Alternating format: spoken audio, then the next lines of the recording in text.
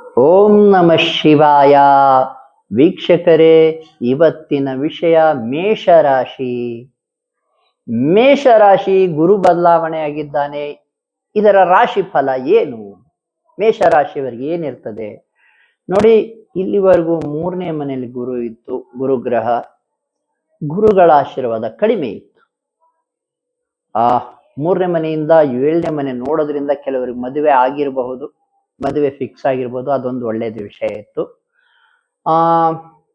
ನೋಡಿ, 3ನೇ ಮನೇಲಿ ಗುರು ಇತ್ತು, 12ನೇ ಮನೆಯಲ್ಲಿ ಸಾಡೆ ಸಾತಿ ಆರಂಭ ಆಗಿತ್ತು, ಶನಿದೇವರು ಬಂದು ಎರಡೂ ಕೂಡ ರಾಂಗ್ ಕಾಂಬಿನೇಷನ್ ಇತ್ತು. ಅಷ್ಟು ಒಳ್ಳೆ ಸಮಯ ಹಿಂದಿನ ವರ್ಷ ನಿಮಗೆ ಇರಲಿಲ್ಲ. ಈಗ ಗುರು ಬದಲಾವಣೆ ನಿಮಗೆ ತುಂಬಾ ಅದ್ಭುತವಾದ ಬದಲಾವಣೆ ಆಗಿರುತ್ತೆ, ತುಂಬಾ ಒಳಿತನ್ನು ಮಾಡ್ತದೆ. ಯಾಕೆಂದರೆ 4ನೇ ಮನೆಯಲ್ಲಿ ಗುರು ಬರ್ತಾನೆ. 4ನೇ ಮನೆ ಮನೆಯಲ್ಲಿ ಸೌಖ್ಯ, ತಾಯಿಗೆ ಒಳ್ಳೆಯದು. ಕಾರ್ ನೋಡಿ, ಯಾರಾದ್ರೂ ಕಾರ್ ತಗೊಂಡಂಗಿದ್ರೆ ತಗೋಬಹುದು. ವಾಹನ ಸೌಖ್ಯ, ನೆಮ್ಮದಿ. ವಿದ್ಯಾರ್ಥಿಗಳಿದ್ರೆ ಚೆನ್ನಾಗಿ ಓದಬಹುದು. ಎಲ್ಲಾ ರೀತಿಯಿಂದ ಗುರುವಿನ ಆಶೀರ್ವಾದ ನಿಮಗೆ ಬರ್ತದೆ. ಯಾರಿಗಾದ್ರೂ ಪ್ರಮೋಷನ್ ಆಗ್ಬೇಕಾ, ಪದವಿ ಸಿಗ್ಬೇಕಾ, ಸಿಗ್ತದೆ. ಒಟ್ಟಾರೆಯಾಗಿ 4ನೇ ಮನೆ ಅದ್ಭುತ ಮನೆ ನೋಡಿ. ಮೇಷರಾಶಿಗಿನ ಮೇಷ ಲಗ್ನದಲ್ಲಿ ಯಾರಾದ್ರೂ ಹುಟ್ಟಿದ್ರೆ ನೋಡ್ಕೊಳ್ಳಿ. ಮೇಷ ಲಗ್ನದಲ್ಲಿ ಯಾರಾದ್ರೂ ಹುಟ್ಟಿದ್ದರೆ, ಮೇಷರಾಶಿಗಿಂತ ಮೇಷ ಲಗ್ನದಲ್ಲಿ ಹುಟ್ಟಿದ್ರೆ ನೋಡ್ಕೊಳ್ಳಿ, ಅದ್ಭುತ ಯೋಗ ಬರ್ತದೆ ನಿಮಗೆ. ಒಳ್ಳೆ ಪದವಿ, ಪ್ರಮೋಷನ್. ಯಾರಾದ್ರೂ ಕೆಲಸದಲ್ಲಿದ್ದೀರಪ್ಪ, ಮೇಷ ಲಗ್ನದಲ್ಲಿ ಹುಟ್ಟಿದ್ದೀರಾ ನೋಡಿ. ರಾಶಿಗೂ ಲಗ್ನಕ್ಕೂ ಡಿಫರೆನ್ಸ್ ಇದೆ. ಚಂದ್ರನ ಇರುವಿಕೆಯಿಂದ ನೋಡಿದಾಗ ರಾಶಿನ ಹೇಳ್ತೇವೆ ಮೇಷರಾಶಿ ಅಂತ.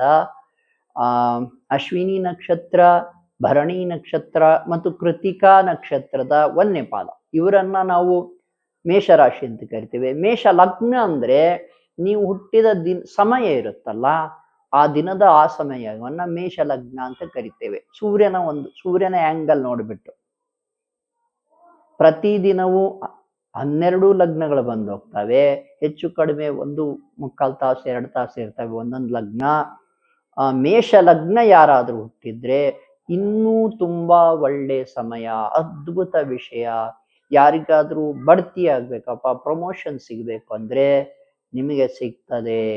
ಗುರು ತುಂಬಾ ಉಚ್ಚ ರಾಶಿಗೆ ಬಂದಿದ್ದಾನೆ, ತುಂಬಾ ಪವರ್ಫುಲ್ ಇದ್ದಾನೆ, ಪ್ರಬಲನಾಗಿದ್ದಾನೆ, ಶಕ್ತಿಯುತನಾಗಿದ್ದಾನೆ, ಅತ್ಯಂತ ಶಕ್ತಿಯುತನಾಗಿದ್ದಾನೆ ನೋಡಿ. ಗುರು ಕಟಕ ರಾಶಿಯಲ್ಲಿ ತುಂಬಾ ಪ್ರಬಲನಾಗಿರ್ತಾನೆ, ಹಾಗೆಯೇ ಕುಂಭ ರಾಶಿಯಲ್ಲೂ ಕೂಡ ತುಂಬಾ ಸ್ಟ್ರಾಂಗ್ ಇರ್ತಾನೆ. ಈ 2 ರಾಶಿಗಳಲ್ಲಿ ತುಂಬಾ ಶಕ್ತಿಯುತನಾಗಿರ್ತಾನೆ, ತುಂಬಾ ಒಳಿತಾಗ್ತದೆ.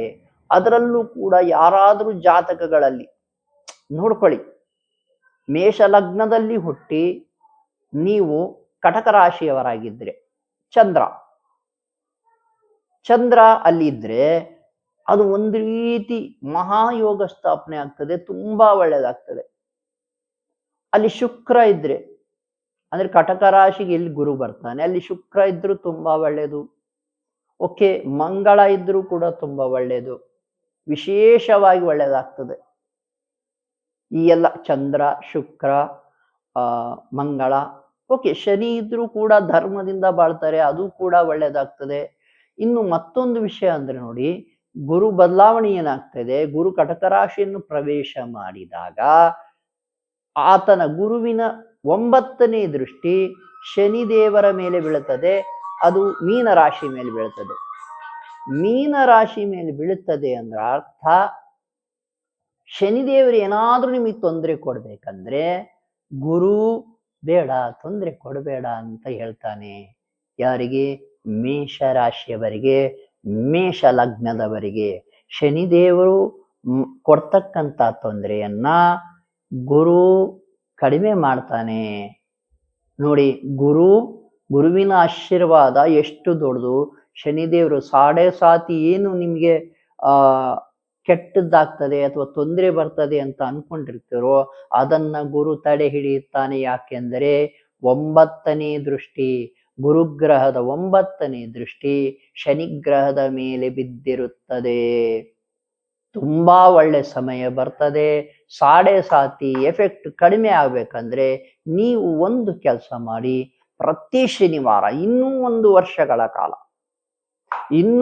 ವರ್ಷಗಳ ಕಾಲ ಪ್ರತಿ ಶನಿವಾರವೂ ನೀವು ಕಪ್ಪು ಎಳ್ಳು ಅಥವಾ ಕಪ್ಪು ವಸ್ತ್ರವನ್ನ ದಾನ ಮಾಡಿ.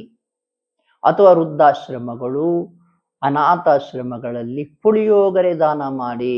ಇದರಿಂದ ತುಂಬಾ ಒಳ್ಳೆಯದಾಗ್ತದೆ. ಇನ್ನು ಗುರು ತುಂಬಾ ಒಳ್ಳೆ ಸ್ಥಾನಕ್ಕೆ ಬಂದಿದ್ದಾನೆ, ನಿಮಗೆ ಒಳ್ಳೇದು ಮಾಡ್ತಾ ಇದ್ದಾನೆ. ಆ ಒಳಿತು ಇನ್ನೂ ಹೆಚ್ಚಿಗೆ ಆಗ್ಬೇಕಂದ್ರೆ ಗುರುಗಳ ದೇವಸ್ಥಾನಕ್ಕೆ ಹೋಗಿ. ಗುರುಗಳ ದೇವಸ್ಥಾನಕ್ಕೆ ಗುರುವಾರ ಹೋಗಿ ಬಂದ್ರೆ ಸಾಕು, ಒಳ್ಳೆಯದು ಹೆಚ್ಚಿಗಾಗುತ್ತೆ. ಆಂಜನೇಯ ಸ್ವಾಮಿಗೆ ಶನಿವಾರ ಸಾಯಂಕಾಲ ಹೋಗ್ಬಿಟ್ಟು ಅಲ್ಲಿ ಕಪ್ಪು ಎಳ್ಳು ಅಥವಾ ಕಪ್ಪು ವಸ್ತ್ರವನ್ನ ದಾನ ಮಾಡಿದ್ರೆ ಸಾಡೆ ಸಾತಿಯಿಂದ ಬರುವ ತೊಂದರೆಗಳು ಕಡಿಮೆ ಆಗ್ತವೆ. ಒಟ್ಟಾರೆಯಾಗಿ ರಾಹು ಕೂಡ 11ನೇ ಮನೆಯಲ್ಲಿದ್ದಾನೆ, ಅದು ಕೂಡ ಒಳ್ಳೆಯದೇ. ನೋಡಿ, ಯಾವ ಅಶುಭ ಗ್ರಹಗಳಿದ್ದಾವೋ ಅವು 11ನೇ ಮನೆಯಲ್ಲಿ ಒಳ್ಳೆಯದನ್ನೇ ಮಾಡ್ತವೆ. ಒಂದು ರೀತಿ ನಿಮಗೆ ರಿಲ್ಯಾಕ್ಸ್ ಟೈಮ್ ಅಂತ ಹೇಳ್ಬೋದು. 4ನೇ ಮನೆ ಗುರು ಬಂದಿದ್ದಾನೆ, ನಿಮ್ಮ ಮನೆಗೂ ಒಳ್ಳೆದಾಗ್ತದೆ, ನಿಮ್ಮ ತಾಯಿಗೂ ಒಳ್ಳೆದಾಗ್ತದೆ. ನೀವು ಕಾರ್ ತಗೊಳಂಗಿದ್ರೆ ತಗೋಬಹುದು, ಮನೆ ಕಟ್ಟಂಗಿದ್ರೆ ಕಟ್ಟಬಹುದು. ವೀಕ್ಷಕರೇ, ಎಲ್ಲಾ ರೀತಿಯಿಂದ ಏನೇ ತೊಂದರೆ ಇದ್ರೂ ಕೂಡ ನಮ್ಮ ಜ್ಯೋತಿಷ್ಯ ಜೈ ಹೋ ಯೂಟ್ಯೂಬ್ ಚಾನಲ್ ನಂಬರ್ಗೆ ಕರೆ ಮಾಡಿ. ನೀವು ವಾಮಾಚಾರ, ಭಾನಾಮತಿ ಮಾಟ ಮಂತ್ರಕ್ಕೆ ಹೆದರ್ಲಿಕ್ಕೆ ಹೋಗ್ಬೇಡಿ. ಎಲ್ಲೆಲ್ಲೂ ಹೋಗಿ ದುಡ್ಡು ಕಳ್ಕೊಳ್ಳಿಕ್ಕೂ ಹೋಗಬೇಡಿ. ನೀವು ನಮಗೆ ಕರೆ ಮಾಡಿ, ನಾವು ನಿಮಗೆ ಸಲಹೆ ನೀಡ್ತೇವೆ. ಶುಭವಾಗಲಿ.